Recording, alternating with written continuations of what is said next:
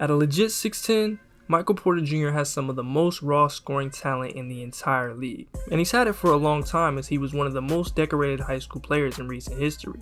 He lost the majority of his year at Missouri, his draft stock took a hit, and he missed his first year in the league all to some serious injuries, but since he's hit the floor, he looks to be back on the track of a future star, and with his teammate Jamal Murray out for a good chunk of time, I think we see MPJ further blossom and possibly take home that most improved player trophy. Let's get into his game.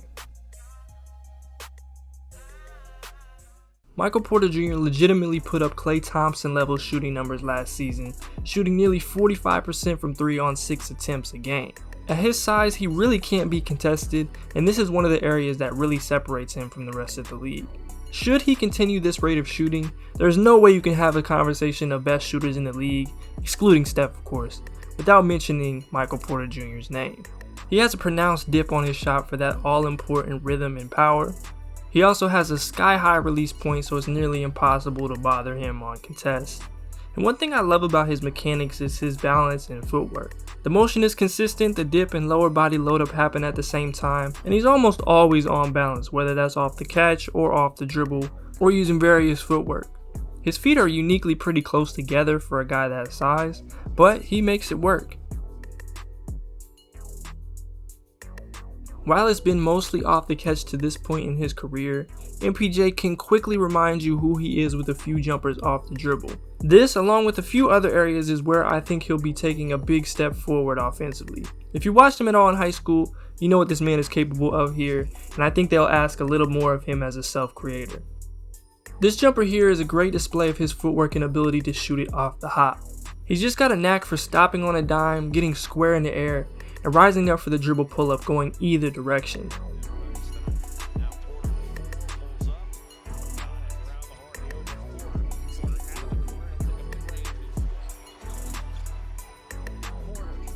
But this move right here is where the T-Mac and KD comparisons come in. There are a few guys who can take and make this hezzy pull-up jumper made famous by T-Mac, a guy who Michael Porter's game resembles in some ways.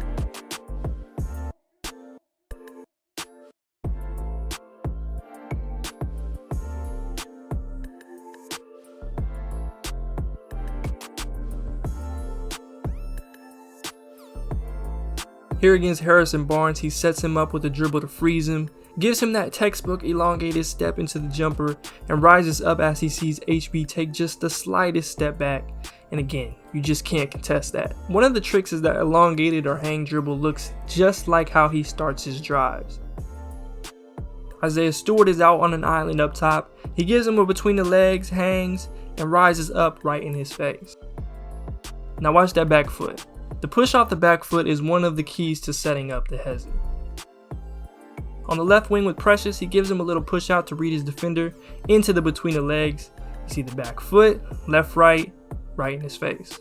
Now this was pretty good defense, it's just the slightest bit of separation was needed with this move, and MPJ got it. Now he's definitely got more than just that pull up. In fact, he really doesn't shoot it all that often in the grand scheme of things, though it is one of his favorites and often shared on social media.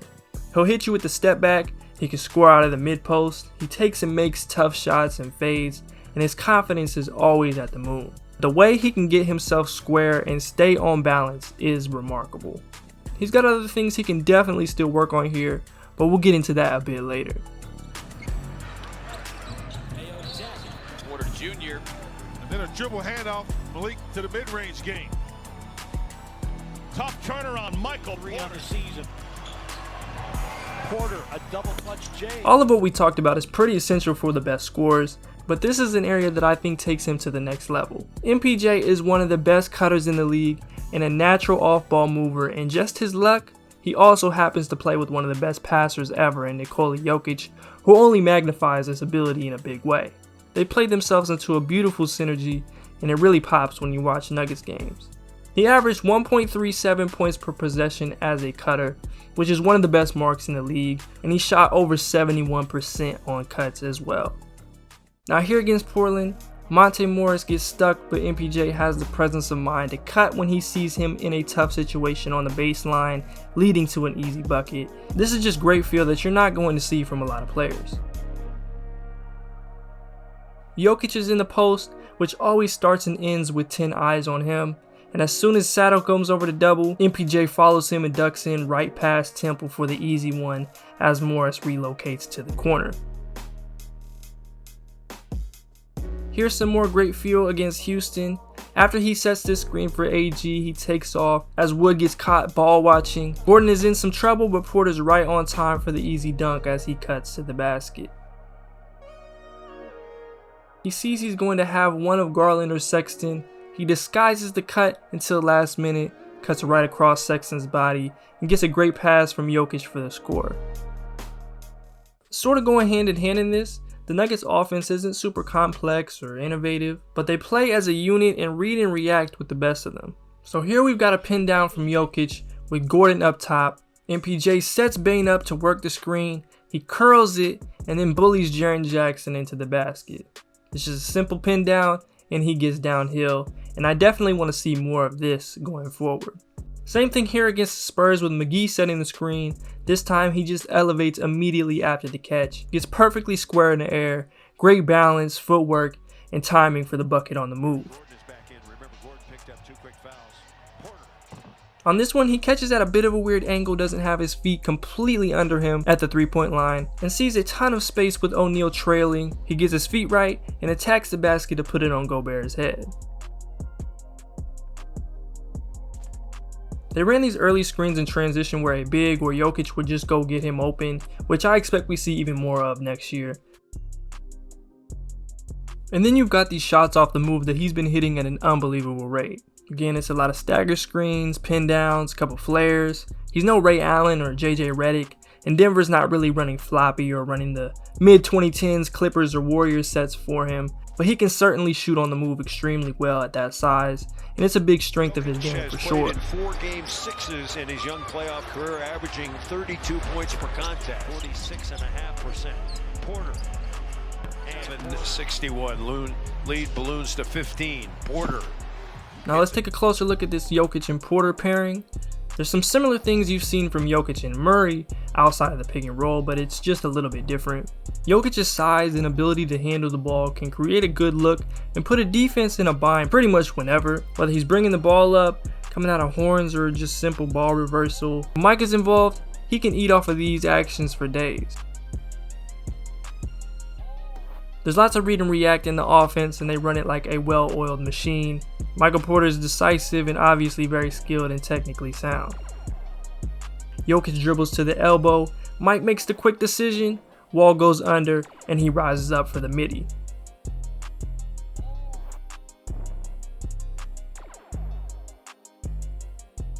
The next step for Mike offensively is going to be handling the volume of being a number 2, especially down the stretch, and just continuing to refine and improve on his weak areas. He's got to be able to handle the ball just a bit better and have more of an emphasis to get downhill.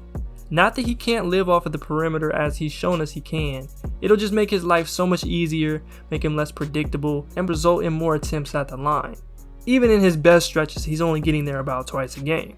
He's never been a high turnover guy, though as his usage has gone up in the past, we did see those rise. He had just 47 turnovers in 43 games before Jamal Murray's injury and already had 31 in the 18 games after.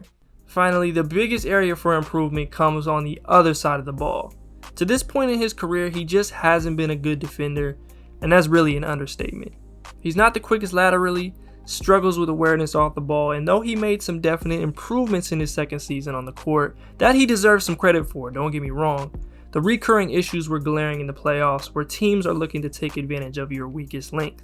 Here we've just got a showcase in that lack of lateral quickness. Some of these closeouts are a sight to behold and not in a good way. And you can even say he's running them off the line in a few of these plays, but the hip turn and recovery just isn't fully there yet. He's still a guy that teams think they can take advantage of on switches with guards. The only reason he's not involved in even more of these actions is because he plays with Jokic. Mike still lacks a bit of awareness and help positioning on rotations, and I know it sounds crazy, but for the most part last season, the effort was miles better than in his first season on the court. I still would like to see the effort just a bit more consistent on a play-to-play basis. Fighting through these screens like this and getting a clean contest is not something we would have ever seen prior.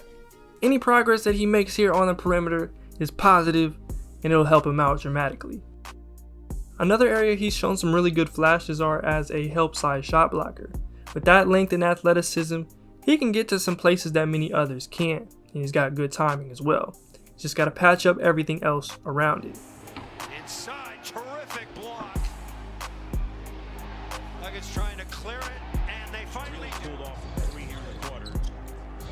Goes double team, good movement. DiVincenzo, 28 now for MPJ. He's made 10 of 15 shots. Oh, that's an offensive foul. Porter nearly stole it. Michael Porter Jr. is one of the league's brightest young talents. Health willing, he's quietly on a trajectory that I believe will make him one of the most feared wing scorers in the entire league next season. Like we talked about, I want to see how he handles having more usage and the defense keying in on what he does as a number 2 option, but he definitely doesn't lack the confidence and he's got the skill set. For all of these reasons, he's my pick to take home the Most Improved Player award next season. I think we see a significant jump from good player to great. And if he can consistently become just a slightly below average defender instead of a guy who gets looked at as food, he'll be making an impact that'll have him in all-star conversations for the foreseeable future. Campazzo's been a thorn. Fading. Porter turn, uncorks one, yeah. I lost some things I thought were mine, and now I'm